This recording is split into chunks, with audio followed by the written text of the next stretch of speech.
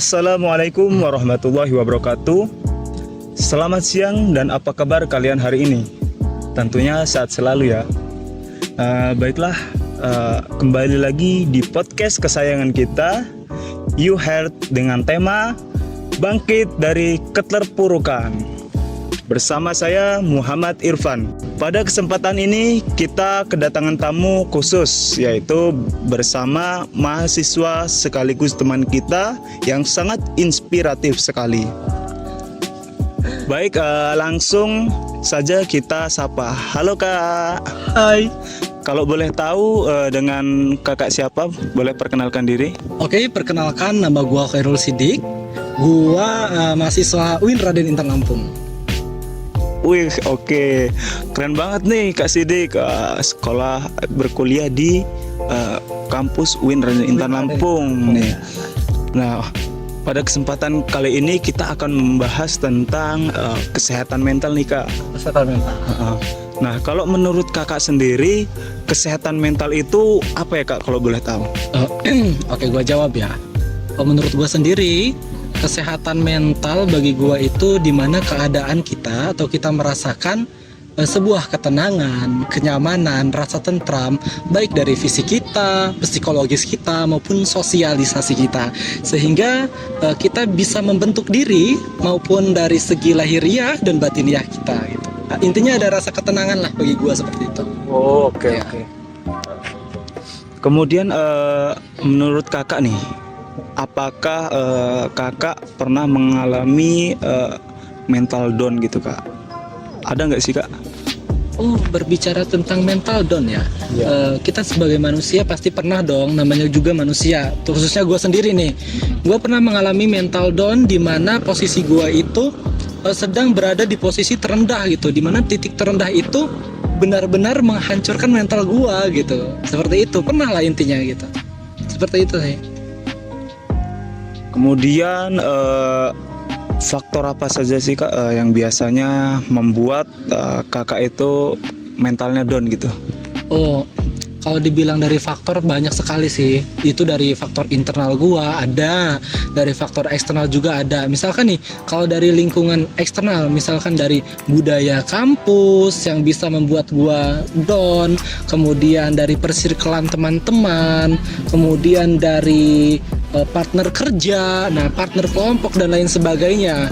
Kemudian bisa dari lingkungan keluarga juga yang bisa membuat kita down, khususnya gua sendiri. Nah, adapun dari faktor internal gua itu dari ketidakpercayaan diri gua, atau gua merasa di mana gua merasa insecure terhadap orang lain, gua merasakan ketakutan yang luar biasa. Nah, itu sih faktor yang mempengaruhi gua mental down gitu. Dimana gua merasakan titik terendah-rendahnya sehingga gua tidak bisa berkutik apalagi. Dan ya akhirnya terpuruk gua di situ gitu. Ya. Gitu Kak ya. Jadi ada beberapa faktor yang mempengaruhi mental Kak ya. Iya, seperti itu.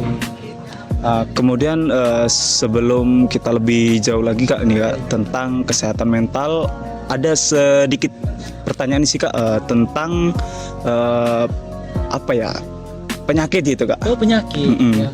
Penyakitnya itu HIV ataupun AIDS. Oh, penyakit kekebalan tubuh lah ya. Iya, benar banget.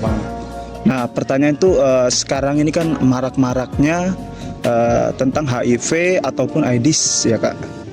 Nah, menurut kakak nih, bagaimana sih Kak kita sebagai mahasiswa terkhusus untuk terhindar dari penyakit bahaya tersebut?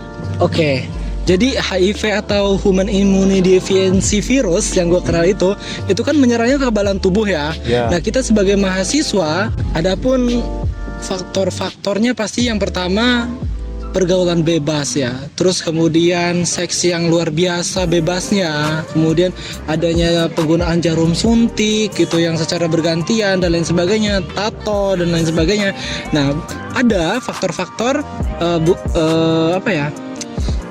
untuk menghindari, khususnya kita sebagai mahasiswa ya, untuk menghindari terjadinya penyakit HIV tersebut. Yang pertama, kita memilih dan memilah pergaulan yang mana baik buat kita dan mana yang buruk buat kita.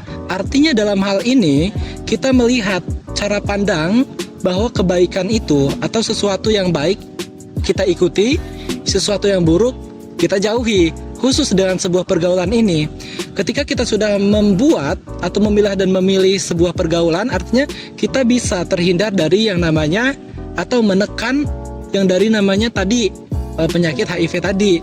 Nah, yang kedua, gunakan pola sistem kesehatan kehidupan kita yang teratur. Misalkan kita mengkonsumsi makanan yang sehat, 4 sehat 5 sempurna ya, yang kita kenal dengan gizi yang seimbang. Kemudian yang kedua, berolahraga ataupun dengan cara ya kecil-kecil kita bisa melakukan jogging sedikit demi sedikit ataupun workout itu di dalam rumah maupun di mana. Nah, itu sih. Terus kemudian apakah kita perlu mengkampanyekan tentang HIV ataupun AIDS di kampus ataupun di luar kampus sebagai kita ini sebagai mahasiswa gitu? Oke, menurut gua ya, dari sudut pandang gua ya, kalau berbicara tentang kampanye sih bagi gua perlu. Meskipun di dalam kampus itu ada sebuah yang namanya UKM atau sebuah lembaga yang memberikan tentang penyaluran atau sosialisasi tentang kesehatan ini ya, kesehatan HIV ini, kita sebagai mahasiswa perlu menyadari bahwa ini juga tugas kita. Bahwasanya di luar masyarakat, kita sebagai mahasiswa harus memberikan pengayoman, penyuluhan, sosialisasi terhadap lingkungan kita maupun lingkungan di luar sana, karena ini tugas untuk kemaslahatan bersama kita. Ketika kita sudah memberikan kampanye, setidaknya kita telah memberikan pengarahan atau pengertian kepada masyarakat atau lingkungan sekitar untuk menghindari terjadinya faktor-faktor yang mempengaruhi adanya penyebaran virus HIV tersebut. Bagi gue sih seperti itu. Ya, jadi kalau dikatakan perlu buat adanya kampanye, ya bagi gue perlu banget sih itu. Buat it bener bagi gue gitu. Jadi penting banget Kak ya, Iya. kampanye. Iya. Kemudian menurut kakak nih ya, miris tidak sih Kak dengan berita tentang pergaulan anak zaman sekarang nih Kak, yang cenderung anarkis dan terlalu bebas gitu? Wah, kalau berbicara tentang pergaulan ya, yang gue lihat ya di berita-berita di media sosial itu, gue sampai ngelus dada bre.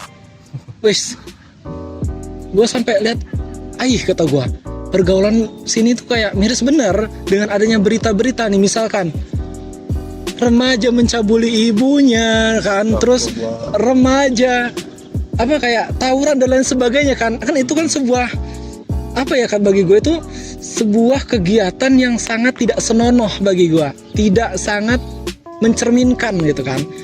Kalau dibilang miris, sangat miris bagi gue. Seperti itu pergaulan zaman sekarang, apalagi dimana zaman kita semakin modern, zaman yang semakin maju, akses informasi, akses negatif bisa dibuka, bisa diakses dimanapun kita berada gitu, tanpa memikirkan di mana tempatnya, di mana waktunya, semua dengan mudah mengakses gadget, apalagi terhadap media sosial yang kita miliki tersebut. Itu sih bagi gua, pandangan gua seperti itu. Nah, satu lagi nih Kak, tentang penyakit yang tadi Kak ya, Iya. AIDS. Nah, menurut kakak sendiri nih faktor-faktor apa saja sih Kak yang menyebabkan terjadinya penyebaran virus HIV ataupun AIDS? Oke, yang tadi gua udah bilangin ya, faktor-faktor penyebab terjadinya penyebaran virus HIV ya, pertama tadi dari pergaulan bebas. Pergaulan bebas ini pasti akan mengarah kepada seks bebas. Apalagi sekarang baik di dunia kampus maupun di luar, seks bebas itu sangat miris banget loh.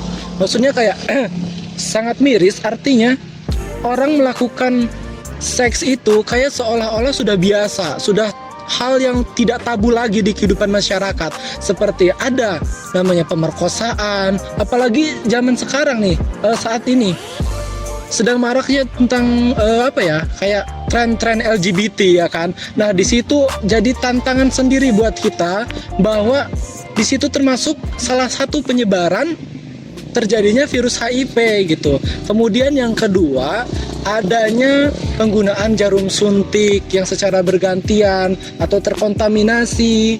Kemudian yang ketiga, tentang penularan bayi di dalam kandungan dari ibunya yang terjangkit gitu. Kemudian tentang penggunaan tato yang secara bergantian dan telah terkontaminasi oleh orang-orang yang terjangkit penyakit HIV tersebut. Bagi gue seperti itu.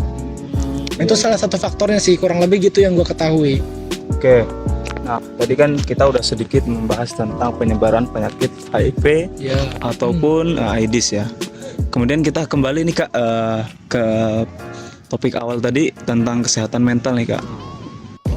Kita ini kan sebagai mahasiswa pastinya pernah nih Kak mengalami mental down. Ya, Ditambah lagi dengan tuntutan perkuliahan benar-benar. dan sebagainya gitu.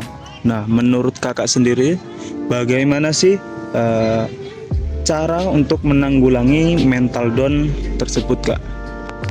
Oke, nggak banyak sih dari gua, palingan beberapa poin saja.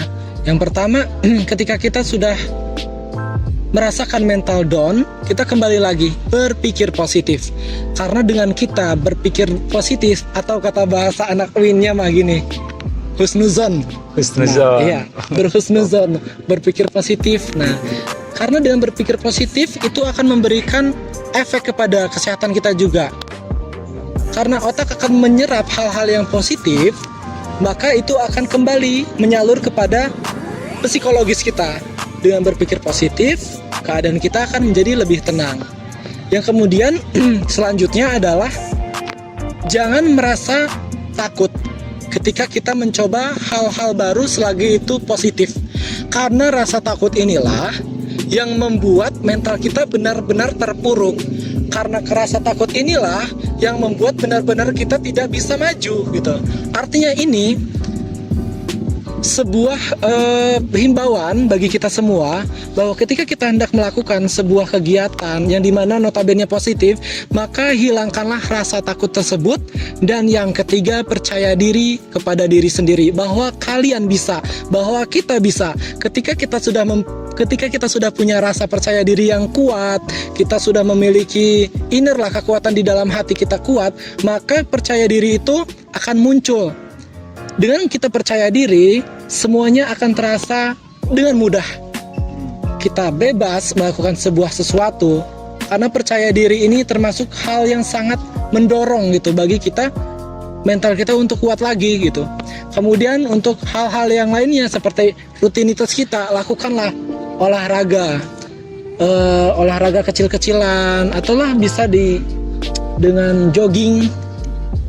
Terus pola hidup juga diatur, karena dengan kita mengatur pola hidup artinya kita dapat mengatur tatanan kehidupan sosial kita gitu, seperti itu. Jadi intinya ya tetap semangat.